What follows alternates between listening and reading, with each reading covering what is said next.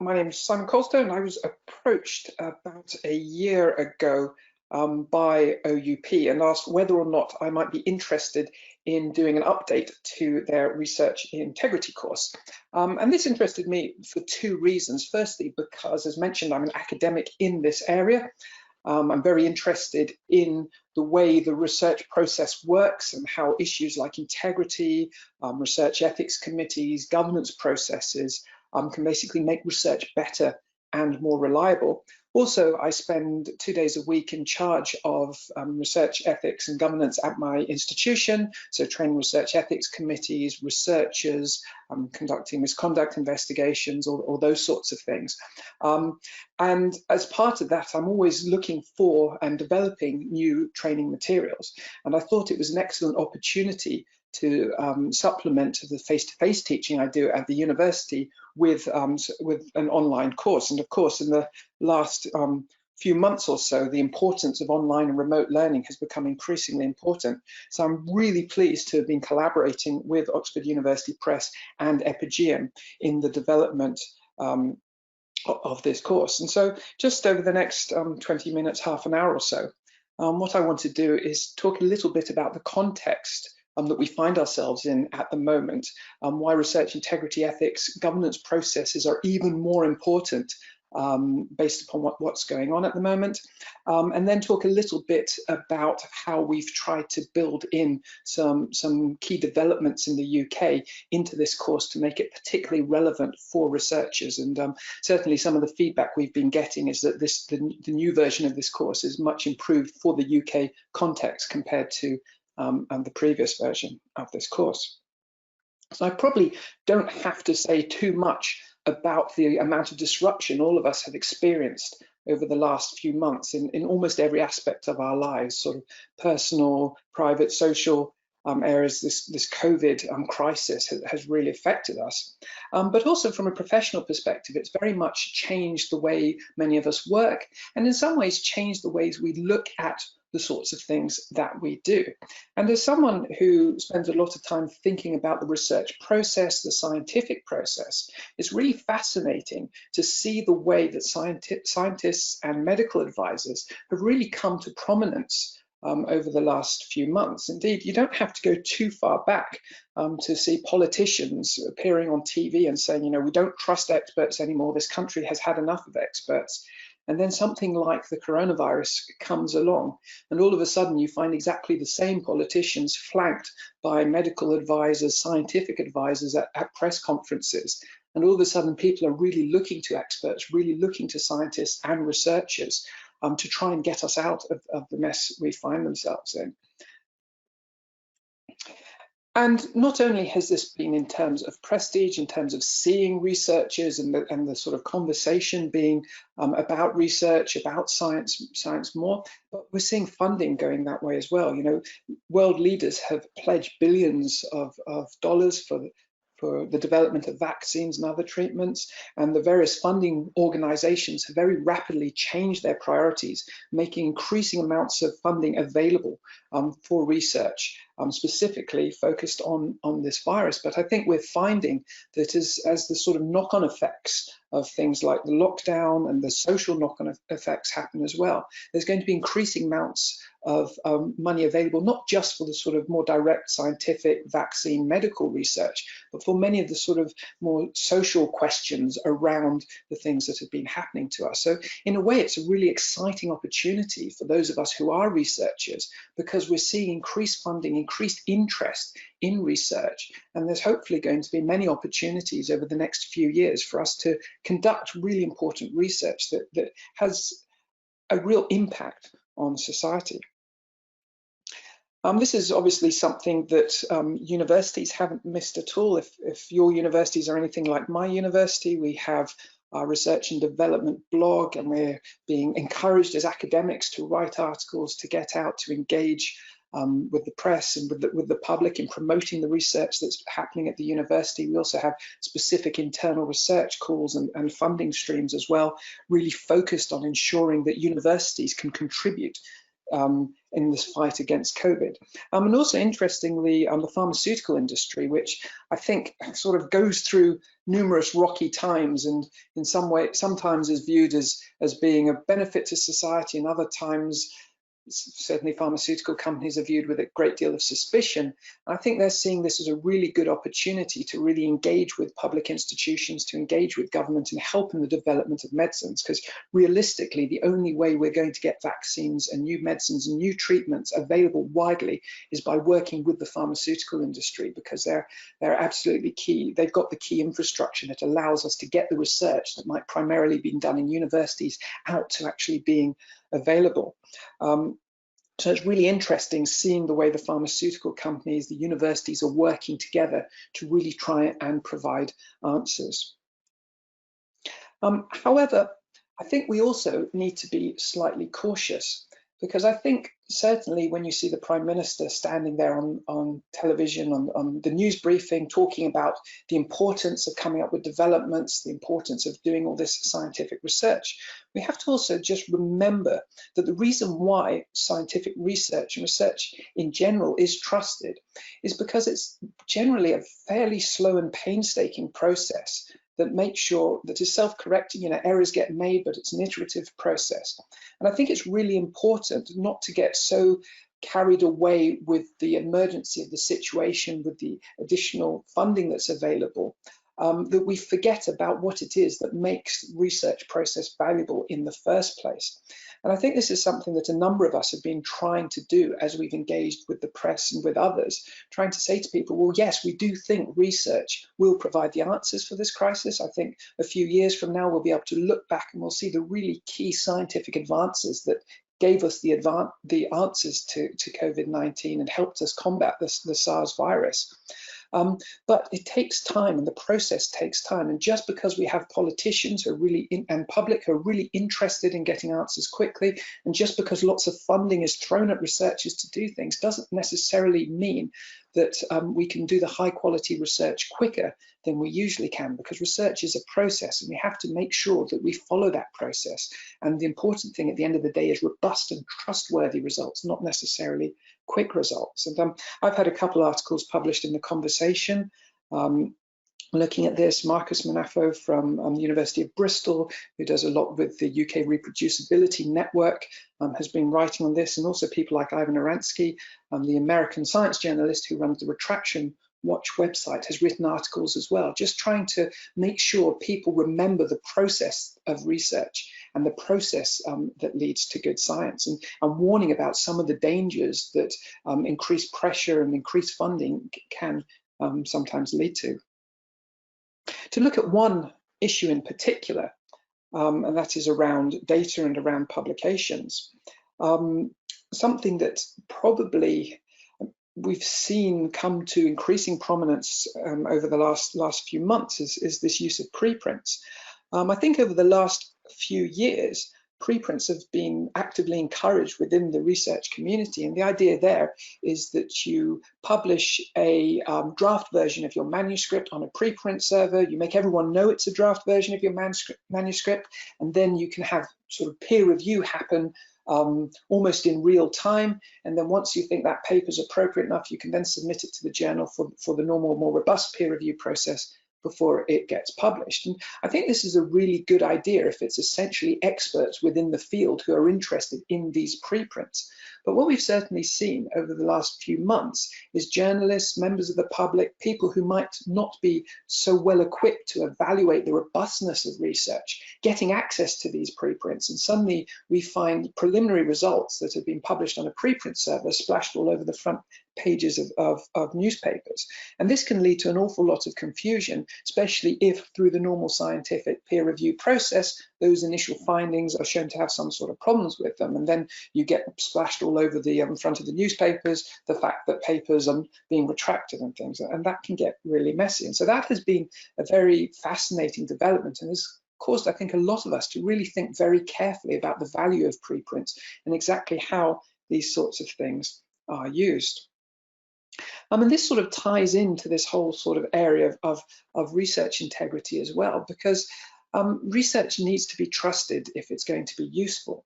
And therefore, we need to ensure that we got processes in place to ensure robust research integrity despite the current situation. And I mean, this was a paper published in the BMJ. They've been actually really good in making a lot of their more recent articles open access, commenting about the way evidence is used. And a quote here saying, the rapidly increasing number of publications combined with the urgency to quickly understand the new pathogen presents a significant challenge for maintaining the integrity of the underlying evidence base. And that can both be in the forms of looking at the processes, like the sort of preprints through to final publication, but just also looking at the speed at which research is being done and pressure put on researchers to develop results quickly. Probably most notable, most infamously over the last couple of weeks, has actually been the retraction of 2 papers. So this was research that was published relatively quickly in 2 of the absolute top medical journals. So the Lancet and the New England Journal of Medicine are definitely 2 of the most prestigious medical journals. And we had 2 papers published by a group at Harvard University led by Professor Mandeep Mehra, and a New England Journal of Medicine article which was looking at blood pressure drugs, including angiotensin converting enzyme ACE inhibitors, which are very common blood pressure drugs. And the conclusion of any New England Journal paper was that these drugs didn't appear to increase death rate amongst COVID-19 patients. And then in the Lancet, probably more famously, was looking at hydroxychloroquine, which is the anti-malarial drug, and showing that that had a higher risk of death and heart complications in COVID-19 patients. And the Lancet article in particular was responsible for the World Health Organization and a number of other organizations immediately stopping clinical trials on hydroxychloroquine because it seemed that the evidence from this paper in this top journal was saying that that was a dangerous thing to do. The problem is that these 2 papers were published, they received a lot of attention, and as part of that attention, people wanted to look at the data. And it seems that the data both of these papers were published, were based upon, came from a company called Surgisphere that seemed unable to provide the detail provide the data in enough detail to the researchers and others when they wanted to go back and look at it. And much to the credit, I think, of the researcher involved, Professor Mehra, is that he did actually withdraw both these papers when he realized that the company wasn't going to give him the access that he thought he needed in order to further defend these findings. But either way, this was a fairly major deal because here you had 2 papers published in top journals about COVID-19, which led to immediate changes in policy by the World Health Organization and other organizations being retracted fairly soon after they were published. And this obviously got quite a bit of attention. The Guardian called it one of the biggest retractions in modern history. There were many critiques, I think, of research and the scientific method were sort of saying, see, scientists are just playing politics after all. So it was a really unfortunate incident.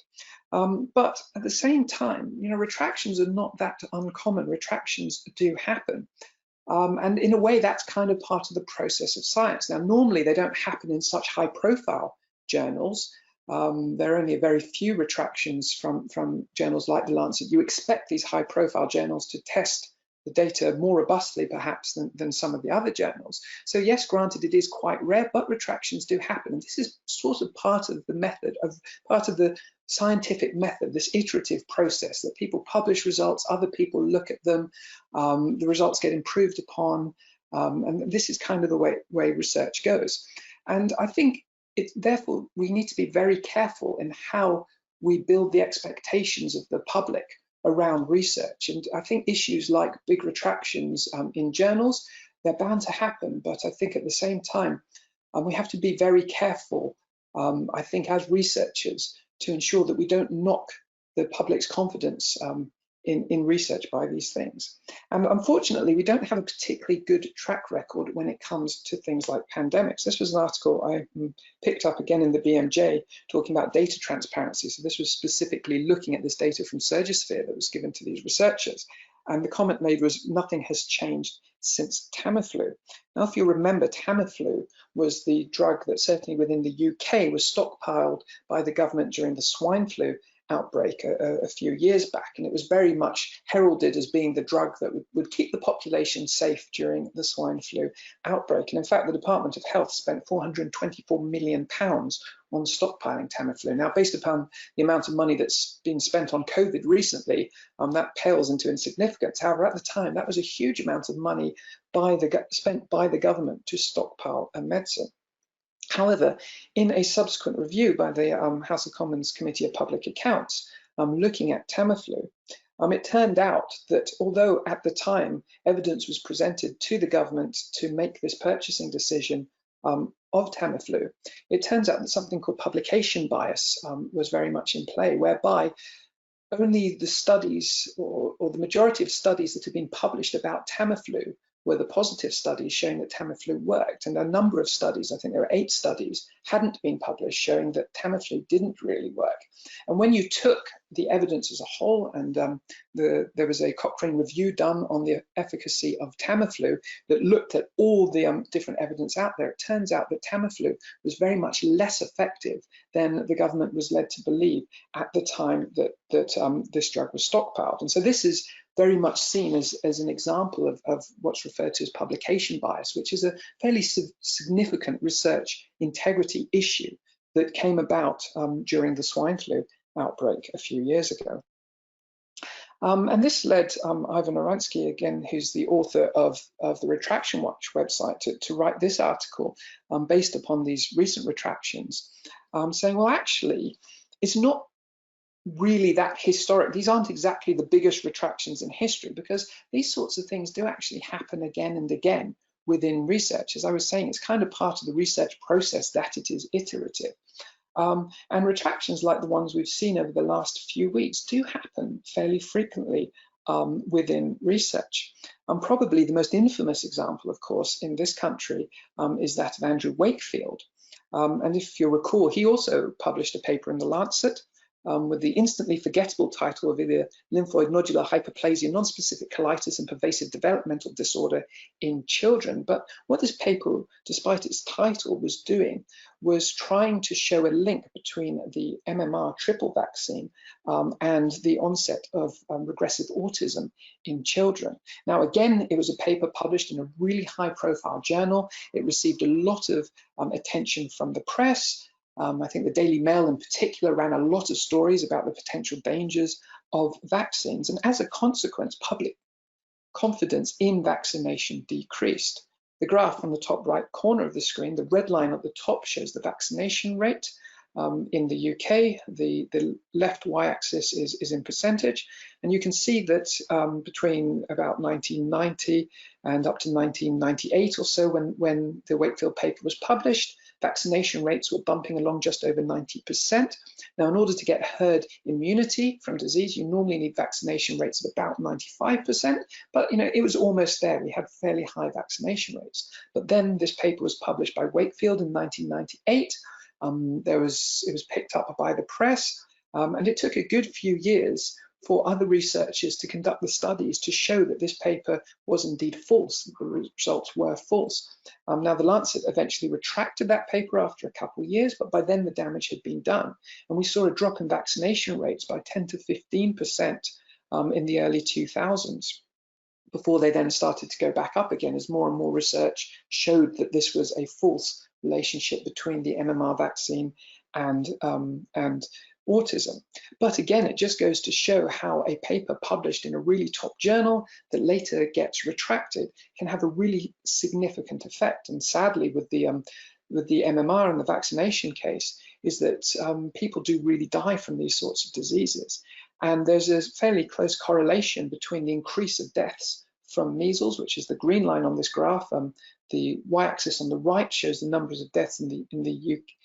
The number of cases of measles in the UK over this time period. There's a death in about 1 in every 100 cases of measles. So you can see that peak just around 2012 or so, there would have been about 20 or so deaths from measles. And that quite closely correlates to the reduction in vaccinations against these sorts of diseases. So this was an example of a scientific paper that was false, that was later retracted, that actually led to people's deaths. And indeed, the mistrust in vaccination is something that isn't just common to the UK, where this research was published. It is something more globally. And in fact, it is actually quite an interesting thing to those of us who watch the stories around vaccinations as to what's going to happen now with COVID-19, because there's now obviously this push for a vaccination, and it's being held up as being perhaps one of the answers to COVID-19. So I think there's going to be a really interesting further chapter in the public dialogue around vaccinations, and see whether or not it's still going to be tenable for people to be anti-vaccinations based upon what hopefully is going to happen in the next few months to a year or so within COVID. But I just wanted to raise this particular example to show that, you know, big retractions that have a real effect on public confidence and public behavior are not uncommon. They do happen within research.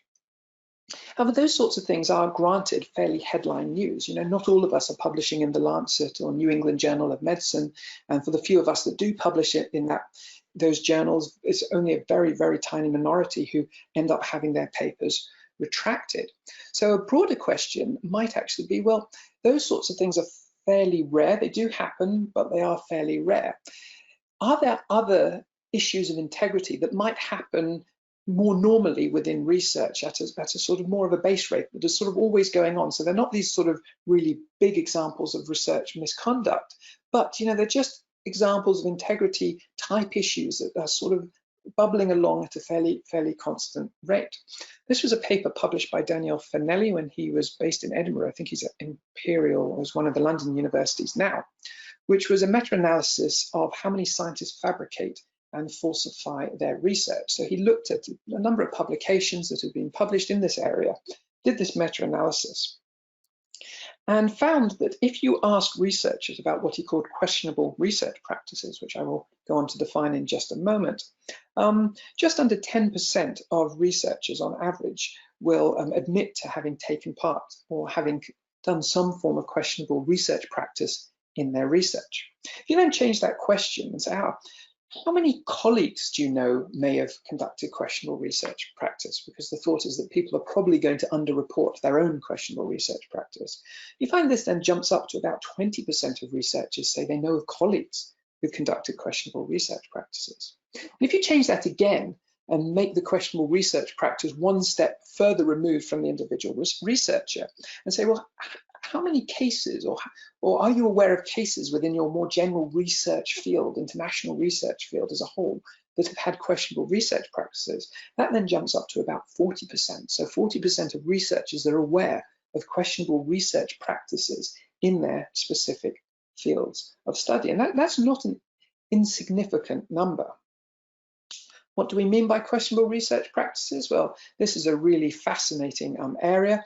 This particular slide is something that I can very easily talk about for about an hour or so when I'm doing training in our graduate school or with our researchers. But if you follow websites like Retraction Watch, that is essentially the sort of gossip blog for research, discussing all the papers that get retracted and other questionable research things, I think you find that there's a spectrum of questionable research practices that goes everywhere from honest errors on one side. And I do think that there was an honest error made by the researchers of the New England Journal of Medicine and the Lancet paper that were retracted recently, that given the pressure that they were under, you know, they basically rushed to get their work published because of its significance without necessarily performing all the background steps that they should have done. And I think within the circumstances, you might view that as an honest error. And in fact, they did absolutely the right thing in retracting those papers straight afterwards. But you find this spectrum from those honest errors on one side through misunderstanding, sloppiness in research, incompetence in research, where people are perhaps not quite able to conduct the experimental, or not quite competent to conduct the experimental techniques. You have other questionable research practices, things like the publication bias. There's things like harking, hypothesizing after results are known, whereby people gather data and then come to their hypothesis and publish that, making it look as if it was hypothesis testing when in reality it wasn't. P-hacking, which is a way of manipulating statistics. Withholding methods is something that used to really irritate me when I was a PhD student working in a biochemistry lab, when you'd go into the lab with a paper with the research methods and try to replicate the experiment and find there were key things missing from the methods section of papers, through to genuine misconduct, plagiarism, and then on the extreme fraud and criminality. And I think there was some very good evidence, certainly within the Andrew Wakefield case and the research he did on the MMR vaccine, that he was actually paid by lawyers in the United States who were involved in a court case there. And that was, I think, fairly clear that a level of fraud did go on in that particular case. So I think you find this spectrum of integrity issues within research. On one side, around the honest errors, I think all researchers, all of us who've done research, have made honest errors, had misunderstandings, and on occasion have been sloppiness. Hopefully few of us have been incompetent. But once you get into the more questionable research practices, misconduct, fraud, I do think those things are a lot rarer. But at the same time, I think this is a spectrum that all of us involved in research, in regulating research, and supporting researchers do need to be aware of. And just try to keep this spectrum in mind as we're doing our training and as we're doing our work in either our own research or supporting researchers.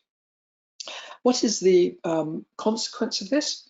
Paul Glazuni and Chalmers, who were both based in Oxford at the time, published a very notable paper in 2009, initially claiming that 85% of health research is wasted because it asked the wrong questions, is badly designed, not published, or poorly reported. And essentially in this paper and a number of follow-up papers, the most recent being a year ago, where they still stand by this 85% number for health research, is they basically say a cumulative effect of these questionable research practices, this sort of sloppy behavior, leads to an awful lot of research being wasted.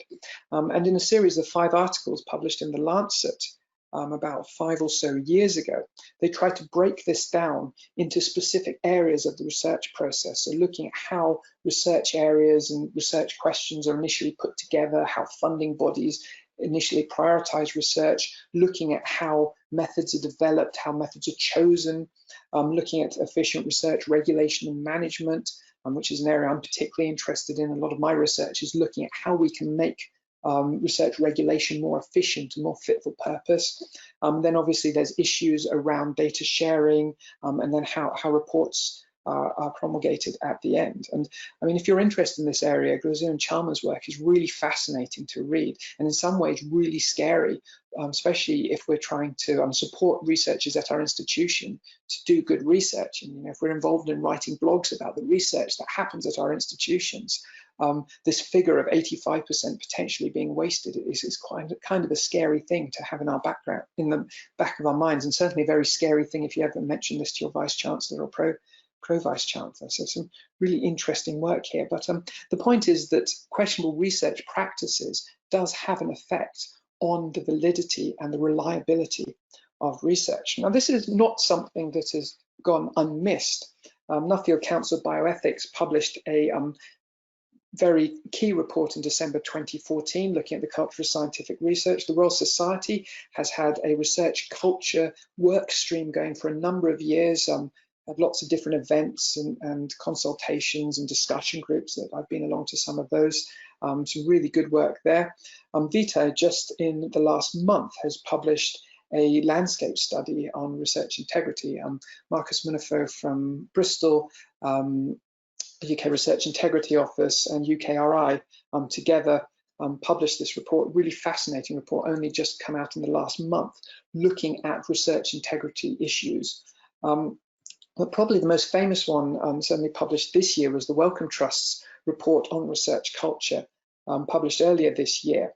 And here I think the most sobering take-home message of this report was this survey of researchers that showed 55% of researchers commenting on this Wellcome study basically attached negative sentiments to words that they used to describe research culture. Now, this is for a variety of reasons. There's a lot of work looking at why 55% of researchers attach negative connotations to the words they use to describe research, to do with public publish or perish, various work pressures, lack of jobs, all these sorts of things. But again, it is a slightly sobering statistic to look at alongside things like the 85% research waste.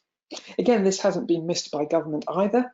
In 2016, 2017, the House of Commons Science and Technology Committee did an investigation into research integrity. I went up there and gave evidence alongside Ben Goldacre, who is an academic at the University of Oxford now, wrote the very well-known book, Bad Science. I'm also on the other side there, Sheila Lane, who works for the organisation Sense About Science, and we were able to give evidence to the Select Committee, specifically in our cases looking at research transparency, because again, that's an area that Ben has been very involved with through his All Trials campaign. It's an area I've done some research in, and indeed the Select Committee published a second report on that. But again, this research integrity report has been really influential in the UK in help directing all of our thinkings into how we consider research integrity and how we address these issues that I've been talking about. And the outcome of this report basically tasked groups like Universities UK to update their Concordat to support research integrity. If you're a research manager in this area, you'll know very well that the new version came out fairly recently.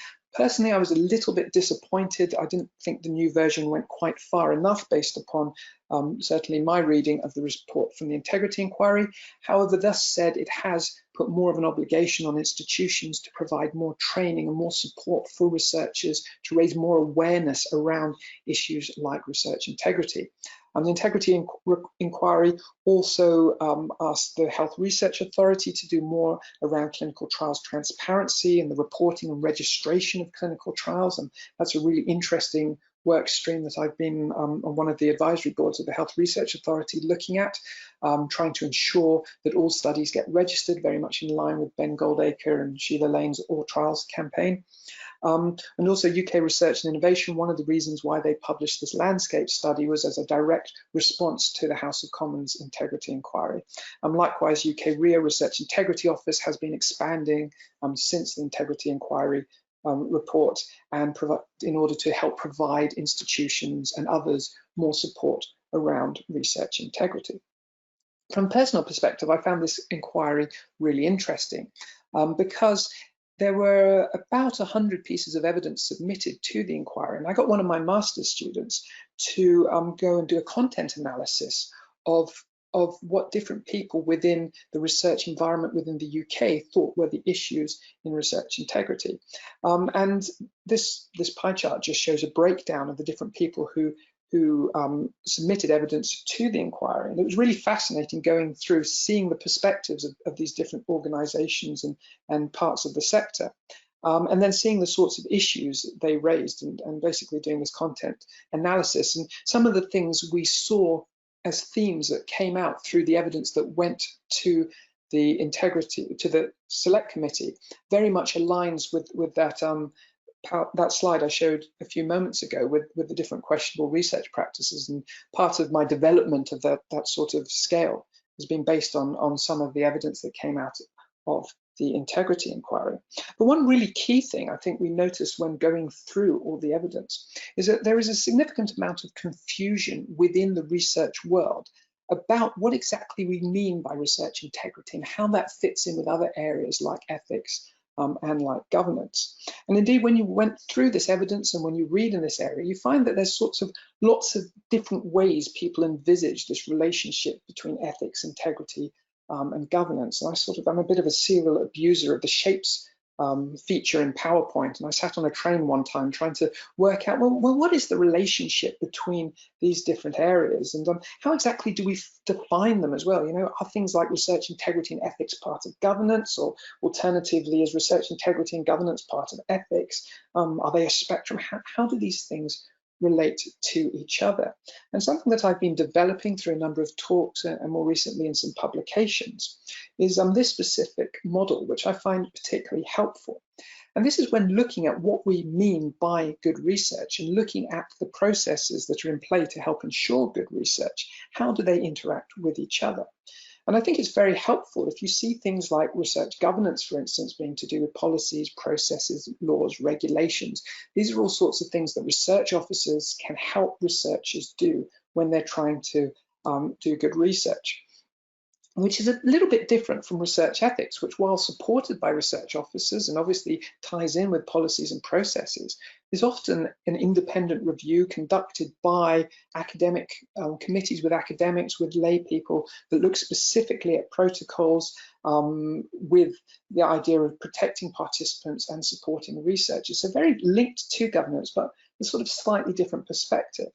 And likewise, I think when we talk about research integrity and you read the various reports, quite often you're talking about the researchers themselves, peoples and virtues, things like being rigorous, original, honest, open as you're actually conducting the research. And something I found particularly helpful in the teaching at my institution is when talking about good research and trying to develop training in this area, to try and break things down into these three different areas that definitely relate to each other, but I think show slightly different perspectives. And if we're doing a training session on governance, it's really important to get things like our research support officers who will know about GDPR, policies, those sorts of processes to come and deliver that training. However, if we're doing training on ethics, it's important to get academics who sit on ethics committees to give their perspective. And likewise, when we're talking about things like research integrity, getting people like senior professors to talk about what integrity means in specific fields and subject areas. And this is a model that I think has come out of some of the evidence over the last few years that I found to be really helpful in delivering training in this area.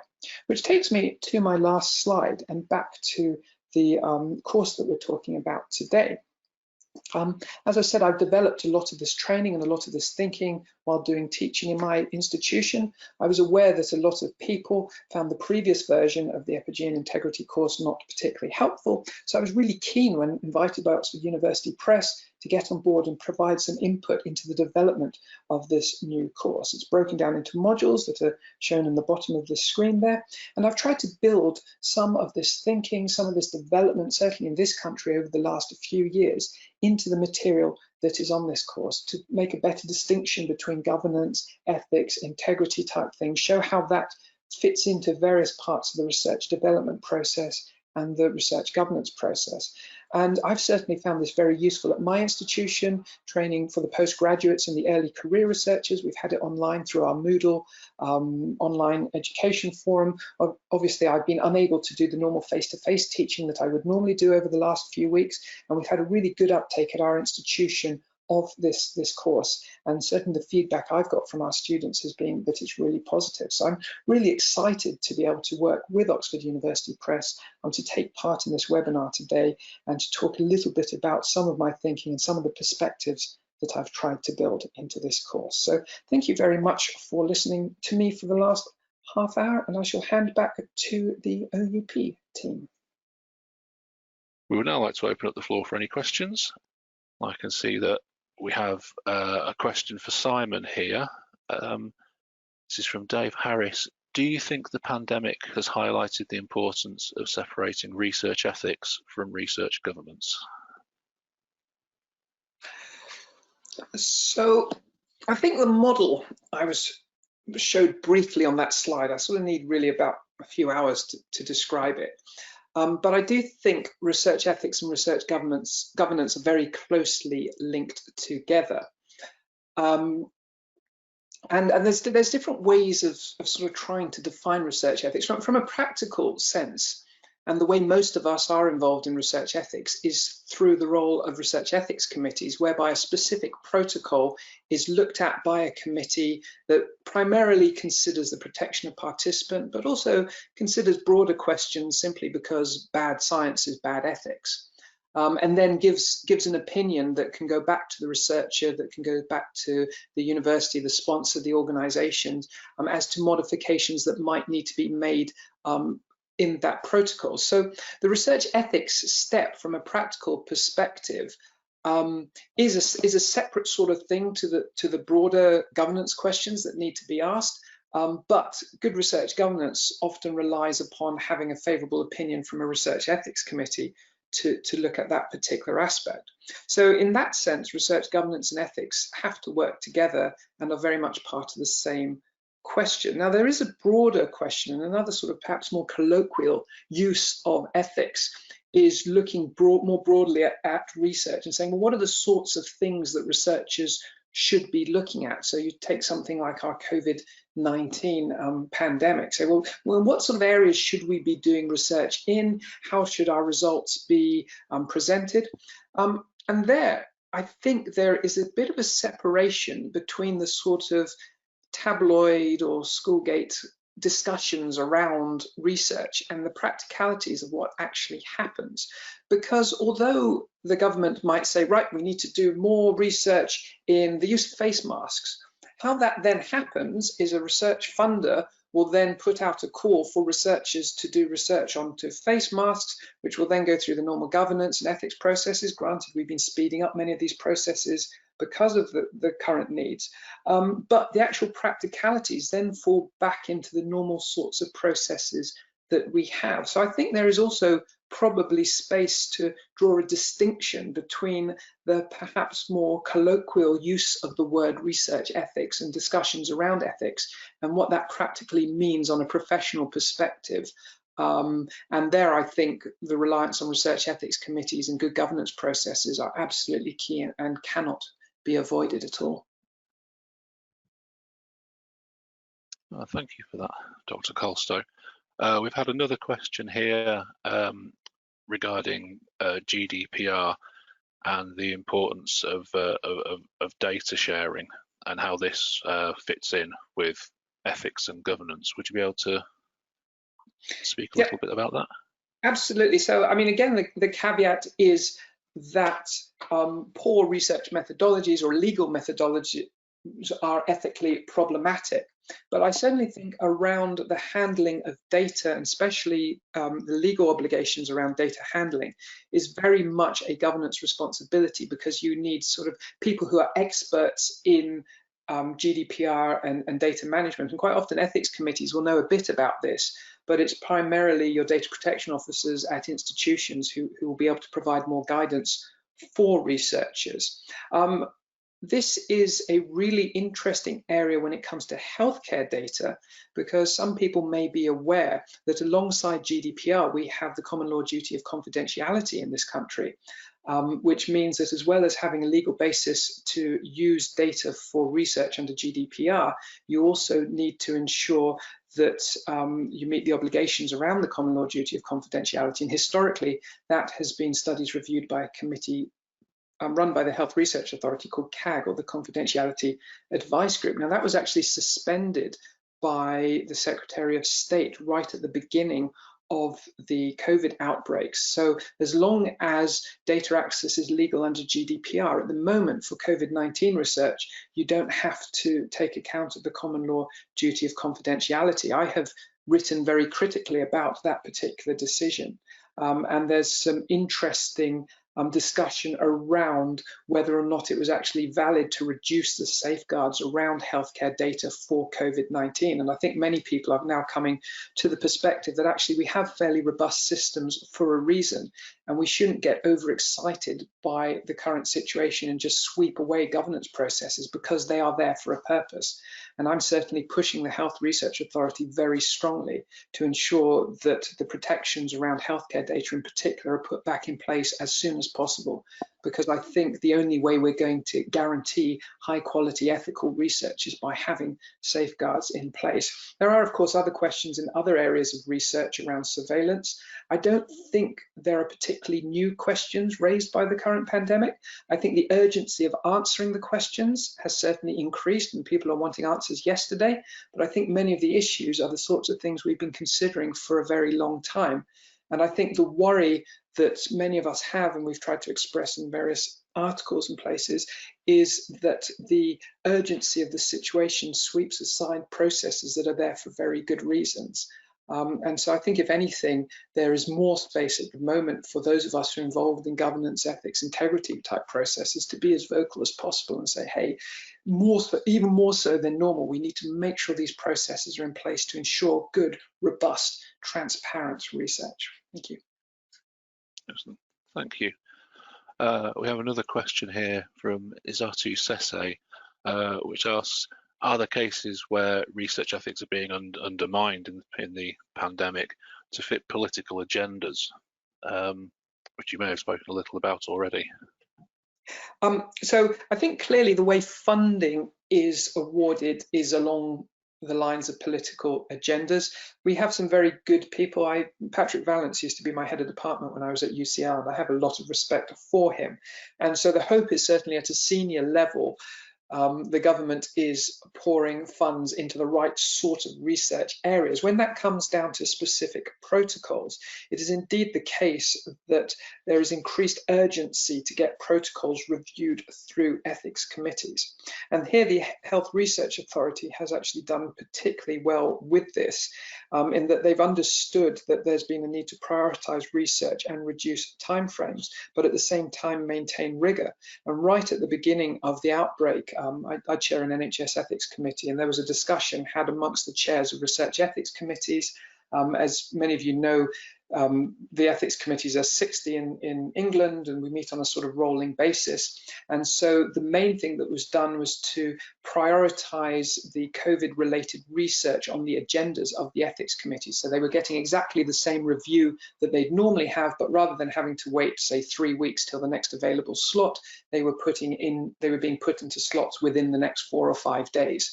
So they were being reviewed in exactly the same way with exactly the same level of robustness, but instead they were just being prioritized to try and reduce the time frame. I'm also involved with Public Health England. I chair their research ethics and governance group.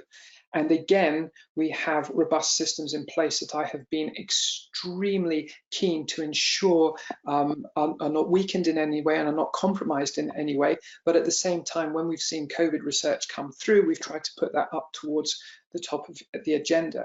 And personally, I've pushed back very strongly against researchers who try to justify a project by saying, because COVID, therefore we're going to do this. And I go back to people and say, no, that's not good enough. You know, a big cause of research waste that's come out of the Glazur and Chalmers work has shown that badly formulated research questions are a big cause of research waste. And so I personally, as an ethics committee chair, have pushed back to researchers and said, no, you still need to have all the same standards that you normally would have for research. We're just going to commit to reviewing it more quickly. So certainly from my perspective, I don't think the robustness has been compromised, but we have tried to manage things, ensure things are reviewed at a speedier rate. That's wonderful. Thank you very much. And we've just got time for one final question, I think. What is the importance of the engagement with cross-disciplinary research and multi-method design? Dr. Kolstoe, would you? Yes, absolutely. So I think there is definitely a perception, especially from social science researchers, that everything is very medically orientated. Indeed, with my background as a biochemist, I've certainly had qualitative researchers say to me that I don't understand their types of research, which I do actually resent a little bit, because over the last 10 or 15 years that I've been chairing ethics committees, I've very much seen a move towards mixed methodology research. And it is becoming increasingly clear that it's only when quantitative researchers work with qualitative researchers, when you have cross-disciplinary research teams putting projects together, that you get the most valuable results. And increasingly, certainly in healthcare research, we're seeing studies that, yes, they may be looking at the trialing a drug, but at the same time, they're doing a whole bunch of questionnaires. They're looking at the lifestyles of the patients who are involved, how this might change what they're able to do. And you have a much broader range of research. And I think all of us on research ethics committees are getting increasingly familiar with reviewing certainly more qualitative types of research, and understanding that research is now necessarily a multidisciplinary activity. And it's been really helpful, actually, as I've been helping OUP with designing this course, to try and remember that we're writing this for people that come from every faculty in the university, from all the different research areas, and that I need to sort of put aside my biomedical background and think, well, how do these issues of research integrity impact these other areas? And it's something I've seen certainly through my ethics committees at my institution. We've got 5 very different faculties. We have a faculty of creative and cultural industry that does performance arts, computer game design, that sort of thing. And how they conceive and deal with research integrity is quite different to how you might it might happen within a medical or science faculty. And I think it's something this course is actually quite good at, is trying to ensure that that perspective from a cross-disciplinary perspective is maintained, because I think, like it or not, we're all having to become more familiar with different types of research methods, cross-disciplinary research, and that's something that's very much here to stay. Excellent. Well, I think that takes us very nicely to the end of the webinar. Thank you very much to Dr. Simon Kolstoe for his time and his help here. And thank you everyone for coming. Have a wonderful day.